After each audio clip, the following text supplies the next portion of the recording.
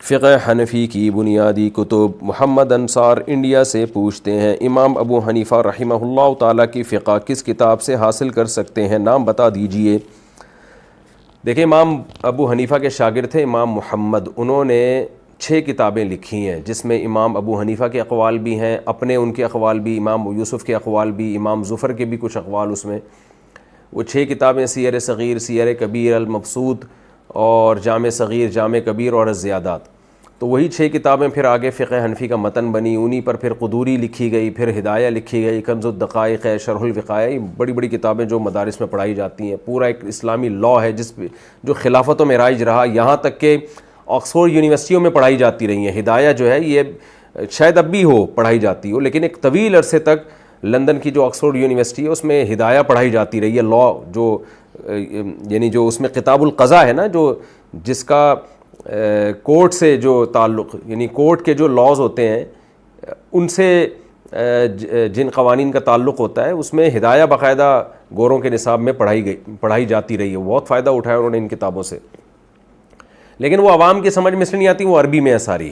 اور تو یعنی عوام کے لیے جو آسان ترین کتاب ہے نا، وہ ہے بہشتی زیور، جو مولانا شرف علی تھانوی رحمہ اللہ نے لکھی ہے، اور جامع الرشید نے اس کو آسان کر کے چھاپا ہے تسہیل بہشتی زیور کے نام سے، تسہیل بہشتی زیور۔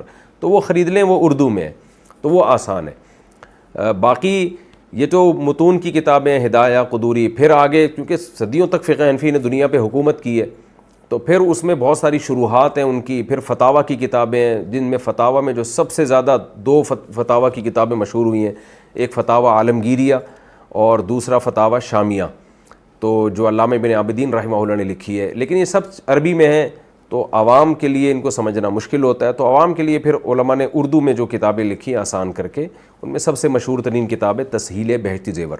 تو آپ اگر عالم ہیں تو آپ پراپر وے میں کسی مدرسے میں پڑھیں، ہدایہ پڑھیں، قدوری پڑھیں، کنز الدقائق پڑھیں، پھر شامیہ پڑھیں۔ آپ اگر آپ مفتی بنتے ہیں، جو مفتی بنتے ہیں ان کے لیے شامیہ پڑھنا بھی ضروری ہے، فتاویٰ شامیہ۔ اور اگر آپ عالم نہیں ہیں تو آپ تسہیل بہشتی زیور پڑھ لیا کریں۔